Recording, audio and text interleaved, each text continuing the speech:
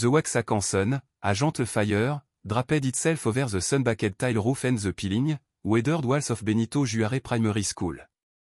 It was Monday. Children streamed in, their patched backpack bouncing, dusty shoes scuffing the ground, and their familiar laughter shimming through the courtyard like joyful bell. Among them moved Mateo, a boy barely 9, slanted a willow branch, his large eyes holding a profound, serene sadness. No one in the village truly knew his origins. He had arrived 3 years prior, a key shadow trailing an old man who soon after succumbed to age. Since then, Mateo had resided with a family, their hospitality extended more from obligation than genuine affection. He rarely spoke, a silent observer of the world. During recess, Mateo's gaze would drift to the distant, mist-shrouded mountains. There, he claimed, an ethereal light danced above the pine trees each night. It's the virgin, he would sometimes whisper. The other children, cruel in their innocence, would jeer, that doesn't exist, orphan. Mateo never retorted. He would simply lower his head, his small finger tracing the worn wooden rosary that always rested against his neck. Their third grade teacher was Señorita Ramirez, a young woman whose severe countenance and cool voice betrayed her city origins. Newly arrived in the village, she was rumored to dismiss both saints and miracles with equal disdain. She frequently reprimanded her students for daring to pray in class or for indulging in what she termed a superstition. With Mateo, her harshness became particularly pronounced, almost inexplicable. Put that rosary away, she'd snap, her voice cutting. You're here to learn, not to pray. Silently, he would conceal it beneath his shirt. That September, the rain descended earlier than anyone remembered. Streets transformed into muddy torrent, and the whole, damp school began to exude the scent of mildew. One afternoon, as the children read aloud, a thunderclap ripped through the sky, plunging the classroom into sudden darkness. Some shrieked, others nervously giggled, but Señorita Ramirez slammed her hand down on the desk. Silence, she commanded. We continue. There is nothing to fear. Mateo, perched by the window, peered out. The storm raged with unbridled fury. Amid the blinding flash of lightning, he distinctly saw a luminous silhouette on the distant hill, a woman veiled in a blue mantle. She sat lipped. Ma'am, Mateo whispered, the Virgin is there. The woman glared at him, annoyance twisting her feature. Enough, child. Stop with this absurdity. But Mateo persisted. He rose from his desk, pointing urgently toward the mountain. He saw her, ma'am. She's watching us. At that moment, a subtle shift occurred in Señorita Ramirez's expression. A strange shadow flickered across her eyes, a complex blend of anger and something akin to dread. She advanced slowly, her footsteps echoing unnervingly in the hushed classroom. Do you want to know what truly lies behind your vision? She asked, a chilling smile playing on her lips. Come with me. The other children froze, utterly bewildered. She seized Mateo's arm and dragged him out of the classroom, into the torrential downpour. No one dared to follow. They traversed the schoolyard, where the rainwater already reached their ankle, and headed for the small pond behind the building, a natural basin where the deluge collected. Mateo trembled. Ma'am, I'm scared. If your virgin truly exists, she spat, her voice trembling with suppressed rage, let her come save you now. With a shove, she propelled him forward. The boy plunged into the frigid water, his small arms flailing, his cry for help swallowed by the booming thunder. The sky roared like a primal beast. A blinding lightning bolt cleaved a nearby tree in two. Hearing the cataclysmic crack, the other students rushed to the doorway.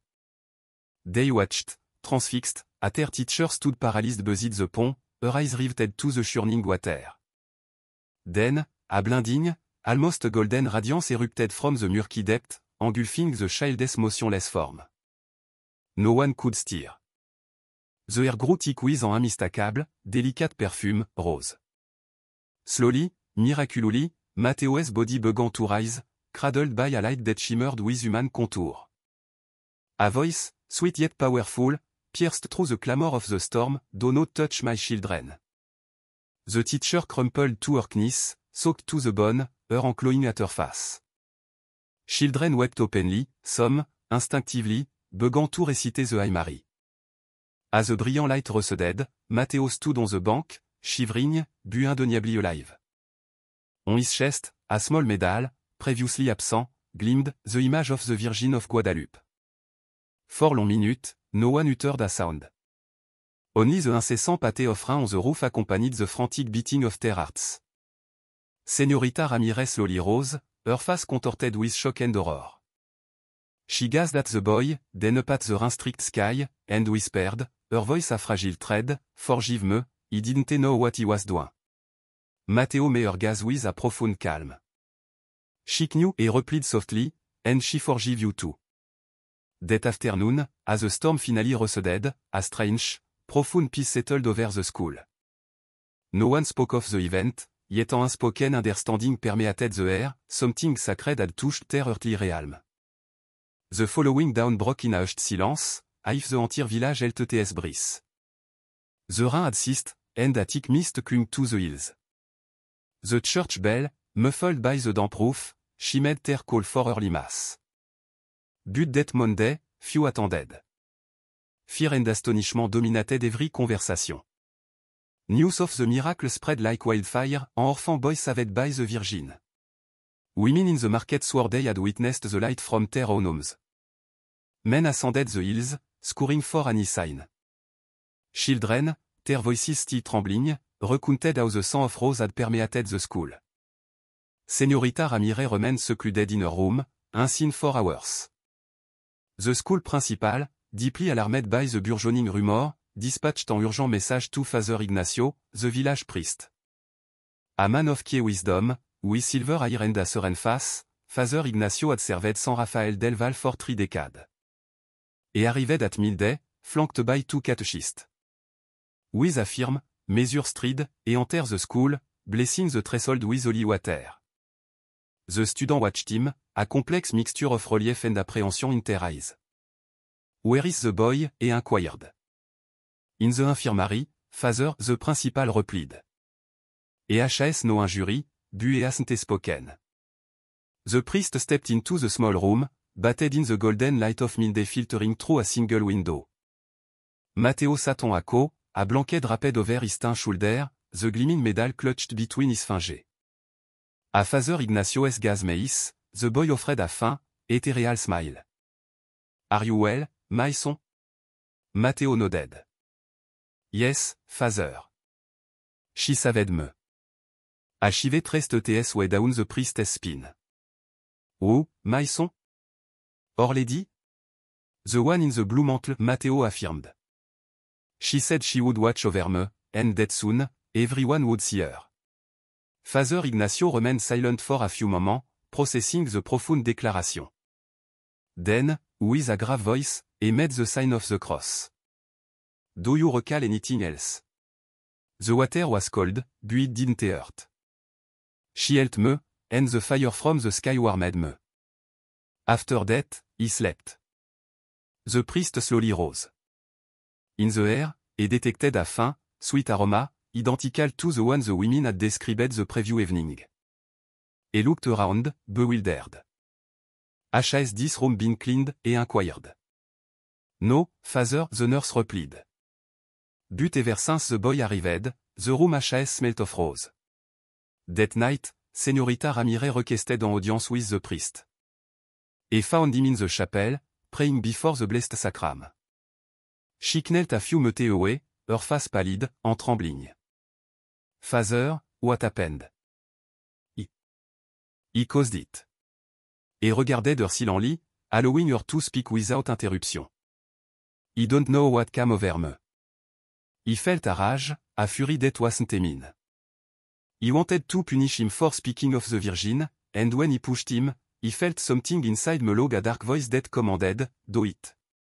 And then, when the light appeared, that voice screamed in agony. The priest approached, lay a comforting hand upon her head, and prayed softly. Evil exists, my daughter, but so too does mercy.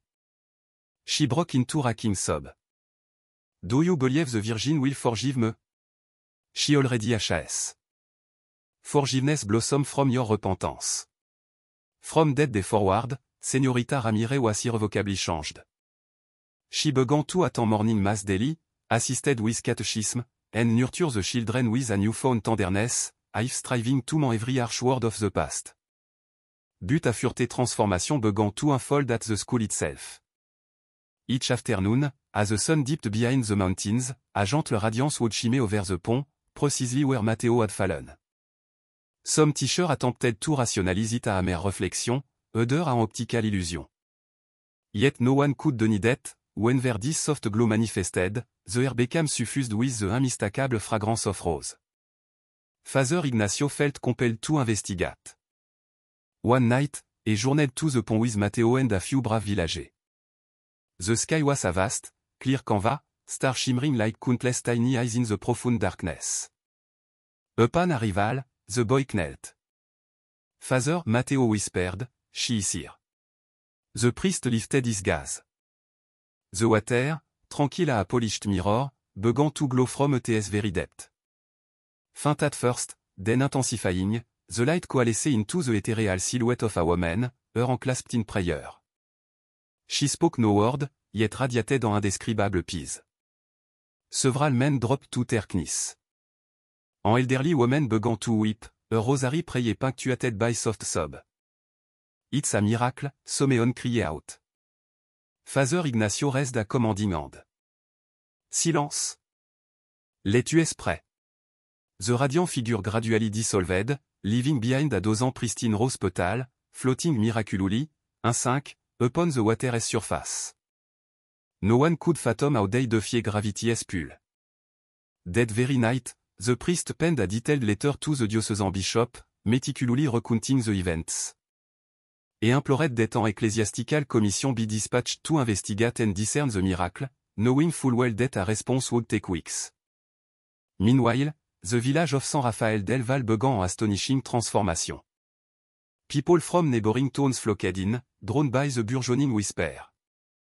Some sought an audience with the boy blessed by the Virgin. Others arrived clutching bottles, eager to fill them with water from the sacred pond.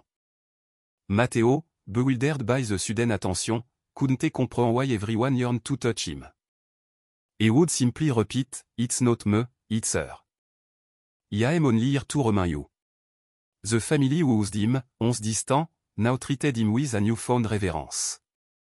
The woman who once scolded him for tardiness now woke him with warm breakfast and prepared clean cloth.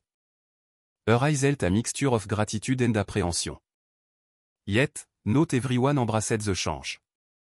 Some villagers, particularly those who had long abandoned their faith, began to grumble, dismissing the entire affair a charade, a trick orchestrated by the priest and the boy to deceive them all. Prominent among the skeptics was Don Aurelio, the municipal president, a man of ardent incredulity and stern disposition. Fanaticism will not bring progress, he declared at town meeting, his voice booming.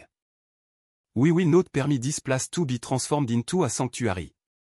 His pronouncement ignited a quiet, simmering division within the community. Some spoke reverently of a miracle, others whispered darkly of manipulation. Tension mounted steadily. Amid it all, Matteo remained profoundly serene, retreating furte into silence. He spent hours in the chapel, his gaze fixed on the altar, if attuned to whisper no one else could hear. One afternoon, Father Ignacio discovered him asleep before the tabernacle, a freshly opened rose blossom resting in his lap.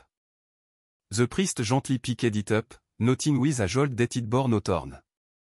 He understood then, the mystery had only just begun.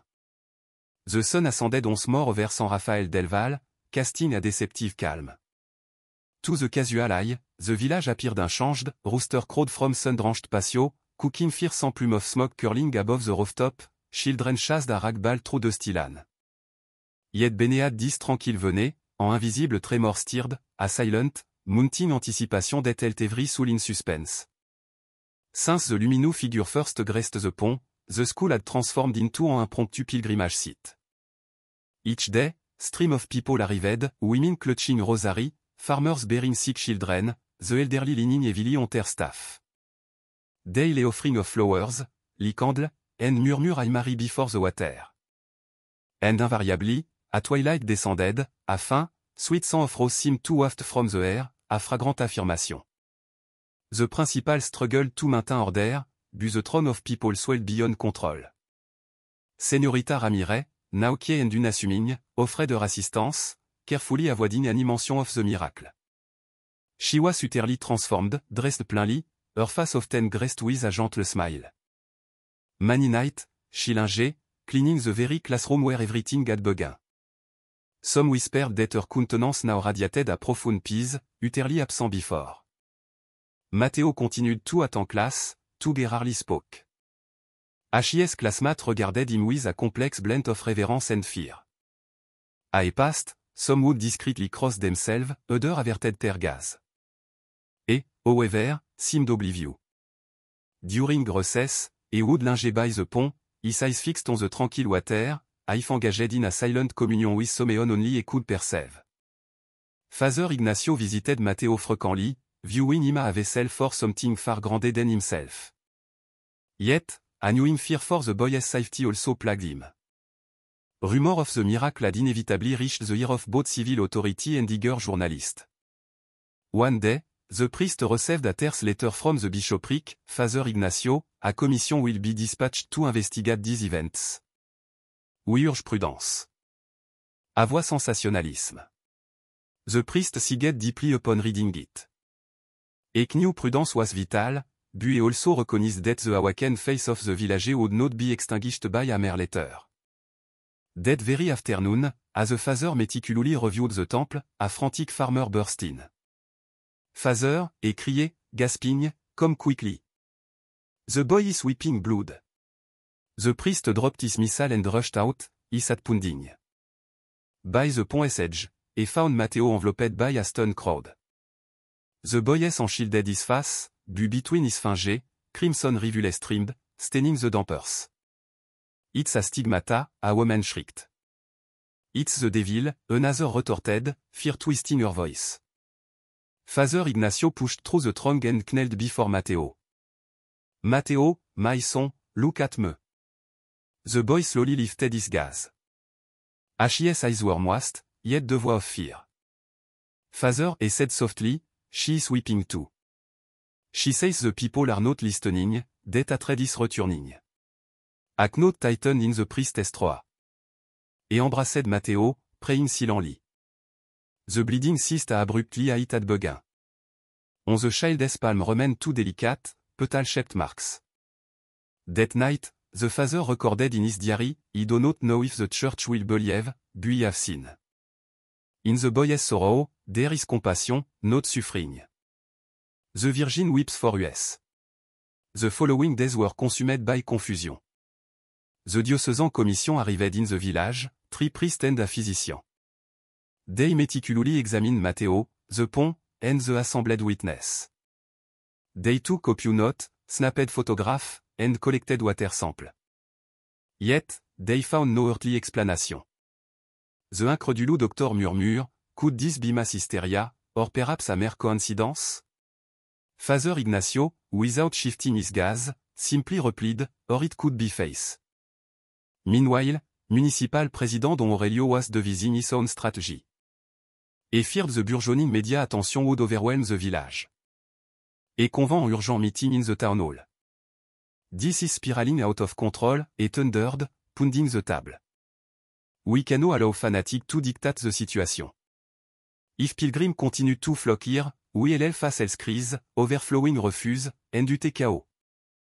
A local merchant interjected, but people are leaving money, Don Aurelio. The shops are selling more than ever. It doesn't matter, he growled, his face contorted. If this continue, the government will blame us for sanctioning superstition. That night, shadowy figures, armed with lantern, were spotted lurking near the school.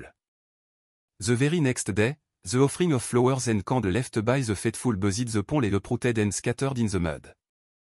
No one claimed responsibility, yet suspicion and heavy in the air. Matteo surveyed the desecration without shedding a tear.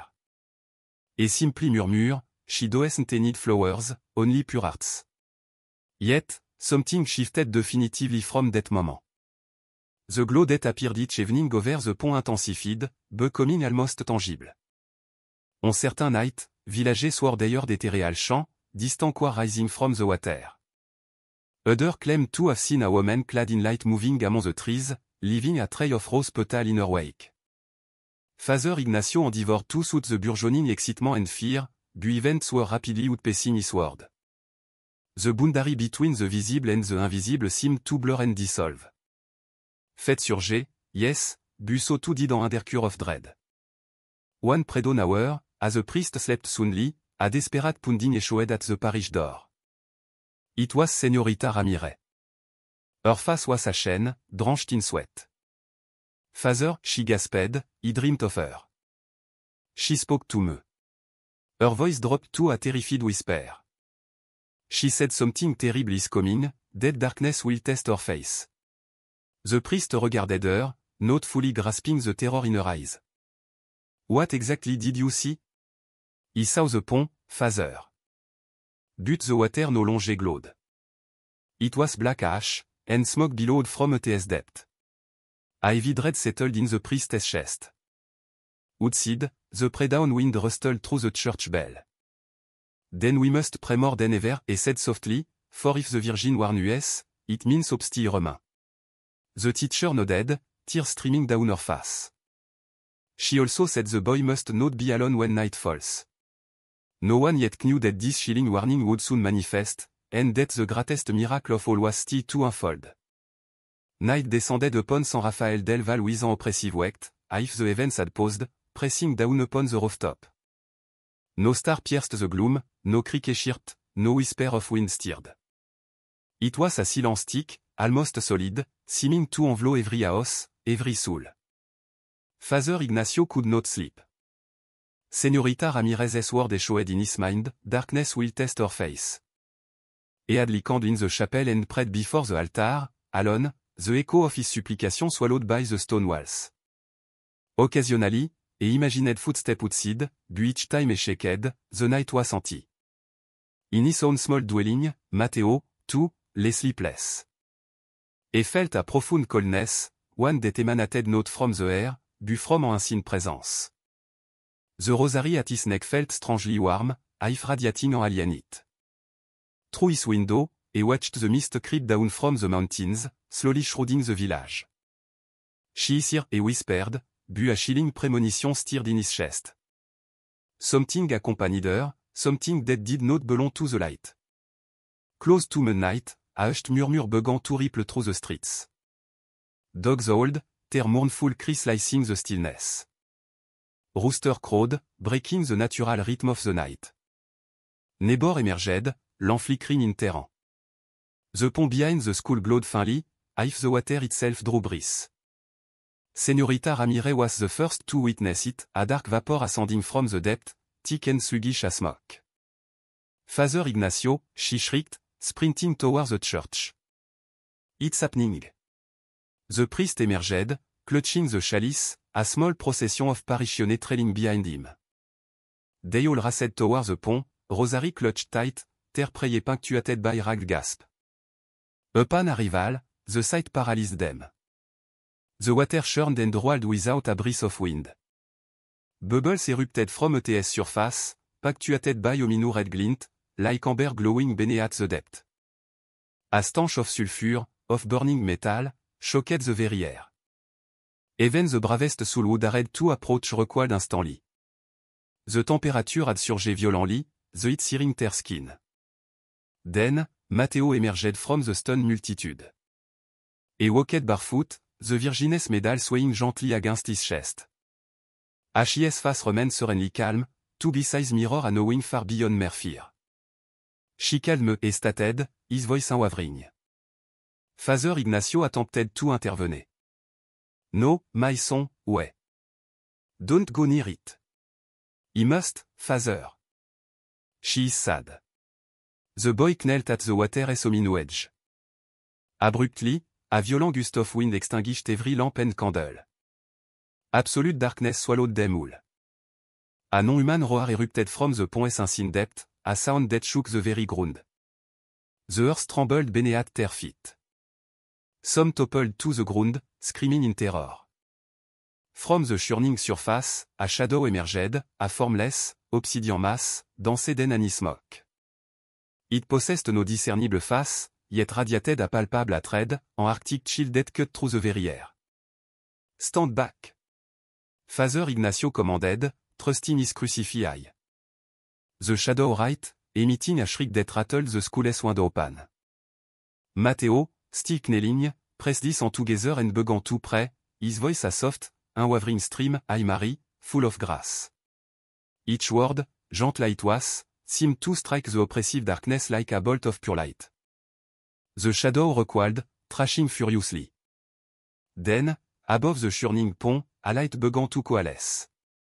Faint at first, it swiftly intensified, burning brighter than any earthly fire. A warm, golden radiance descended slowly, tenderly enveloping Matteo. From this incandescent glow, a feminine figure emerged, the Virgin herself, her azure mantle studded with stars, her arms extended, her gaze so exquisitely tender it brooked even the most ardent skeptic to tears. Her voice filled the air, not with sound, but with an overwhelming presence, do not fear, for I am with you.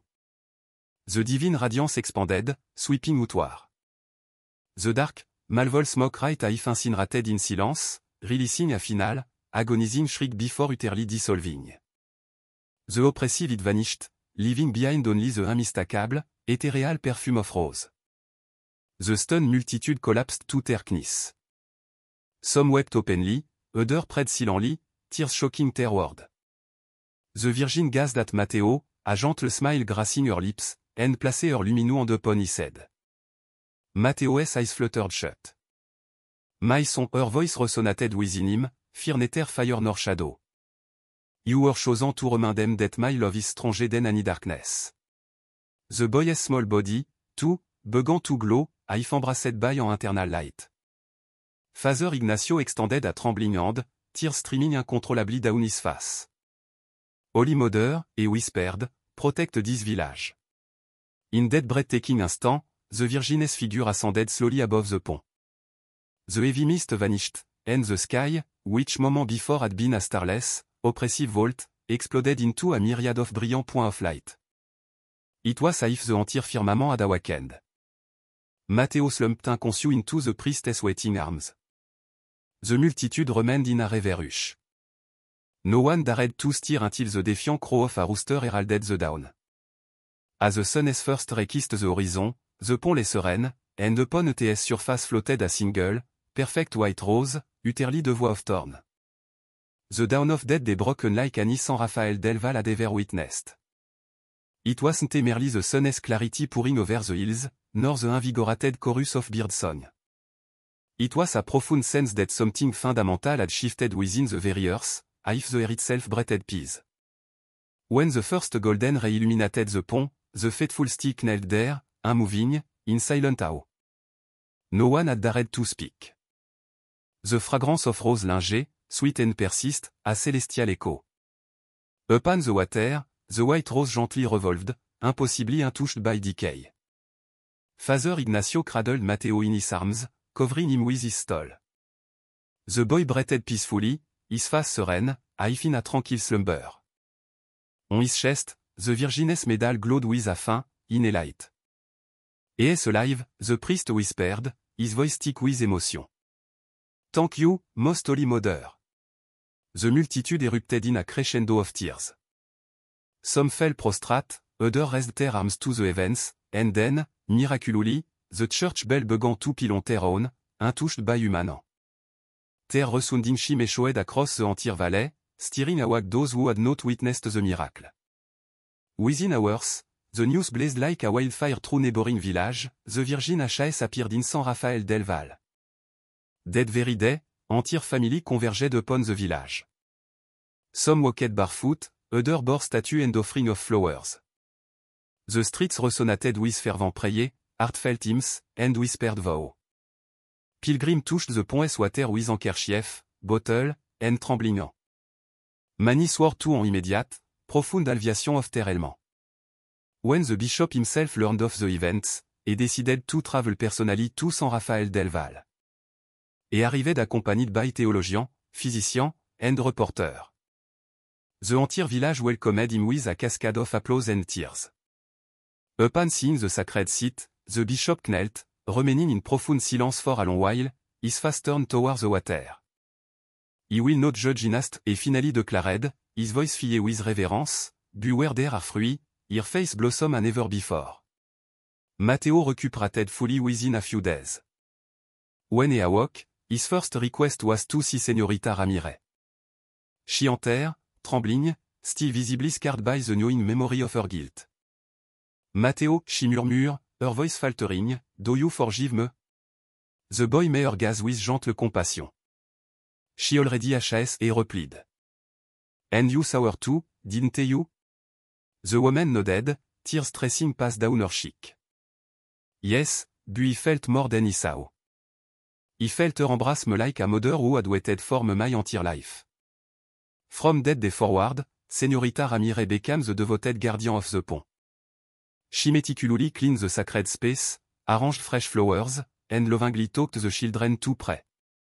No one could discern in her the severe, detached woman she had once been. Her eyes now held a new, luminous peace.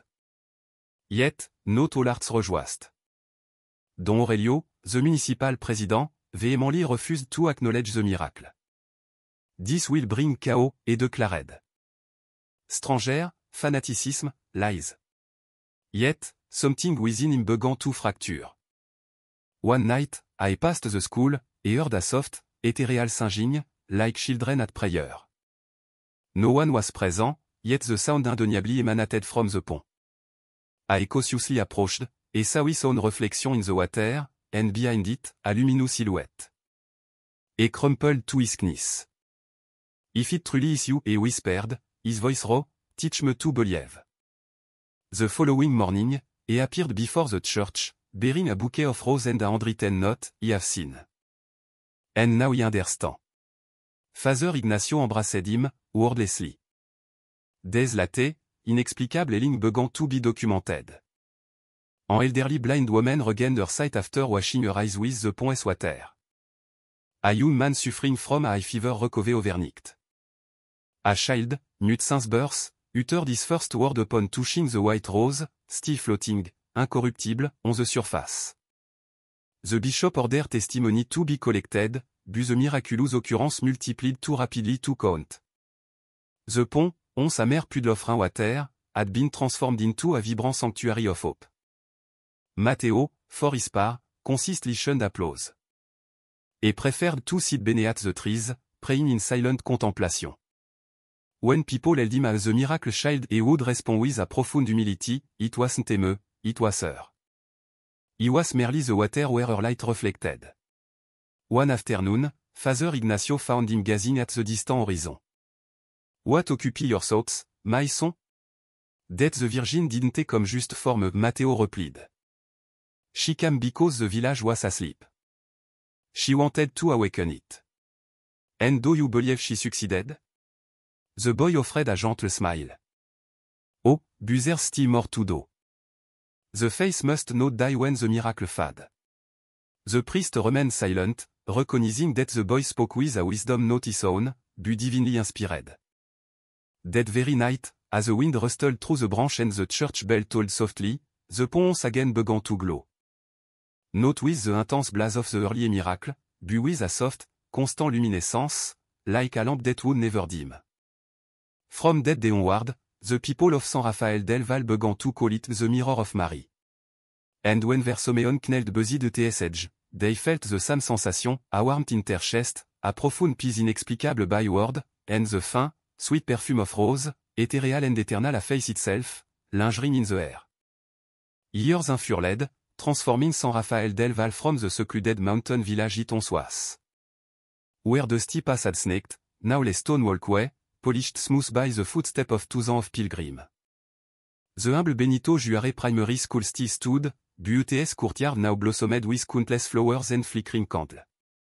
The pond, once a forgotten puddle, had become the beating spiritual heart of the entire community. The bishop had officially sanctioned the construction of a chapel around the site.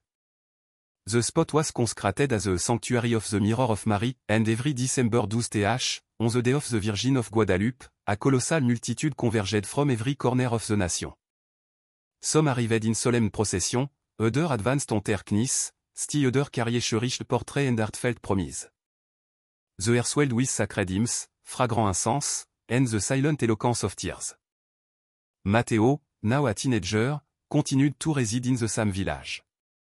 He had matured into a tranquil, reserved young man, imbued with the serenity of one who has witnessed what other can only dream. He assisted in the church, taught catechism to the children, and tended the sacred pond with unwavering devotion.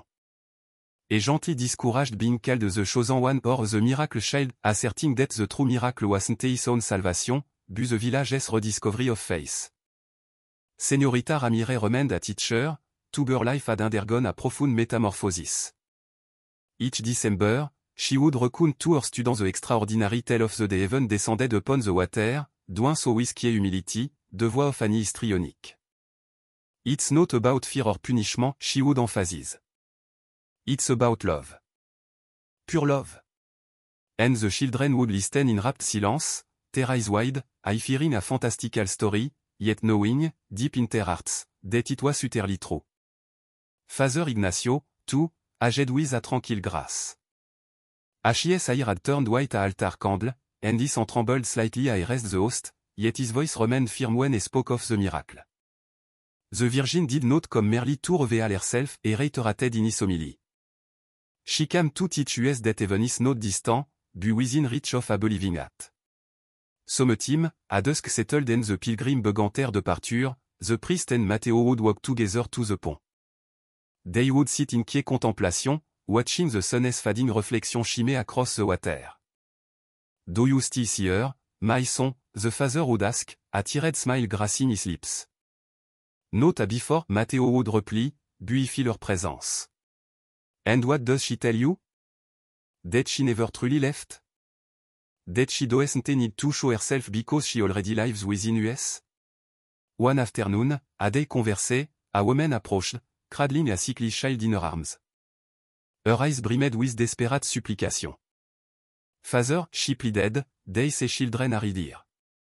The priest regarded her with profound tenderness. There is no magic here, my doctor, but there is faith. The woman knelt, gently bringing the frail child to the pond's edge. Matteo assisted her. The child barely breathed.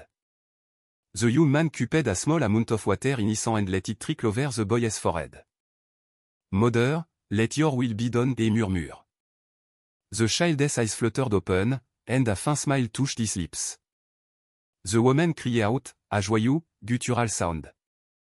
The watching pilgrim immediately fell to prayer. Father Ignacio, tears glistening in his eyes, raised his crucifix. Praise be to God. The news spread, and soon, more sick arrived. Not all were cured physically, but every soul departed with an undeniable sense of peace. And for many, that profound peace was the greatest miracle of all.